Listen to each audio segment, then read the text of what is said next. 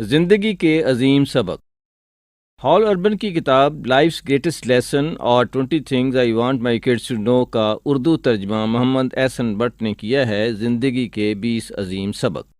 آج میں آپ کی خدمت میں 15واں سبق پیش کر رہا ہوں۔ وقت زندگی ہے۔ وقت زندگی ہے، یہ جا کر واپس نہیں آتا۔ وقت ضائع کرنا زندگی کو ضائع کرنا ہے۔ اس کوٹیشن کے ساتھ، جو کہ ایلن لیکائن کی ہے، 15واں سبق شروع ہوتا ہے۔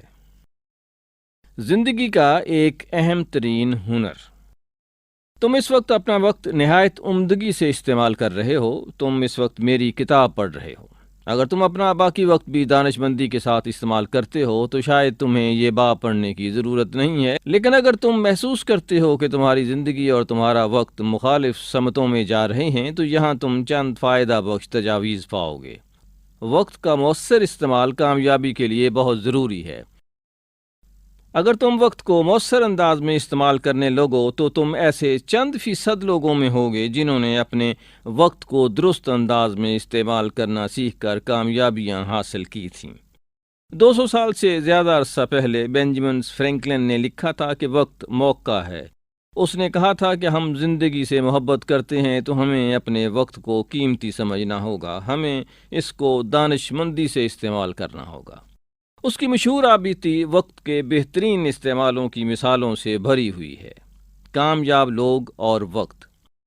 برائن ٹریسی کہتا ہے کہ اپنے وقت کو ہمیشہ بہترین طریقے سے استعمال کرو۔ جیتنے والوں اور ہارنے والوں میں واحد فرق وقت کے استعمال کا ہوتا ہے۔ ذیل میں وہ فرق دیے گئے ہیں جو ہارنے والوں اور جیتنے والوں کے وقت کو دیکھنے میں ہوتا ہے۔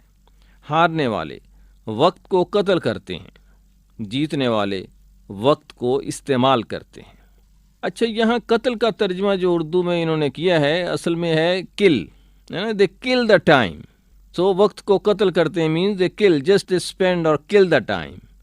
اور جیتنے والے جو ہیں وہ وقت کو استعمال کرتے ہیں، اور ہارنے والے وقت ضائع کرتے ہیں، جیتنے والے وقت کو دانش مندی سے صرف کرتے ہیں۔ جیتنے والے وقت کو اہمیت دیتے ہیں، ہارنے والے وقت کو اہمیت نہیں دیتے۔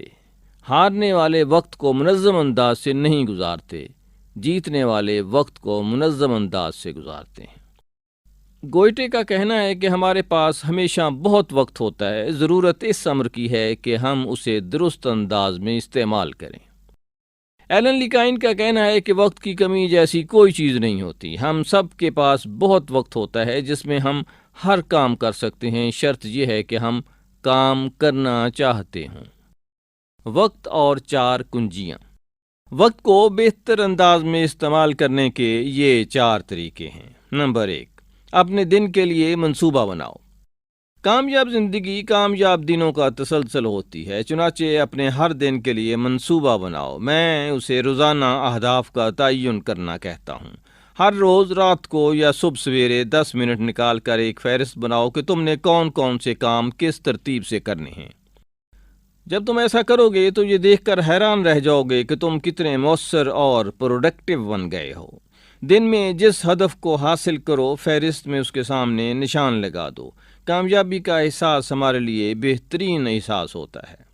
نمبر 2، اپنے ساتھ وعدے کرو۔ یاد رکھو، انسانی ذہن مخصوص چیزوں کے لیے کام کرتا ہے، لہٰذا جو کام کرنے ہوں ان کے لیے دن اور وقت مخصوص کرو۔ نمبر 3، تھوڑا تھوڑا کام کرتے رہو۔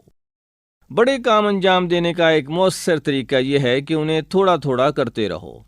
اس حوالے سے اہم ترین چیز ہے مستقل مزاجی۔ نمبر 4، تمہارا بہترین پیداواری وقت۔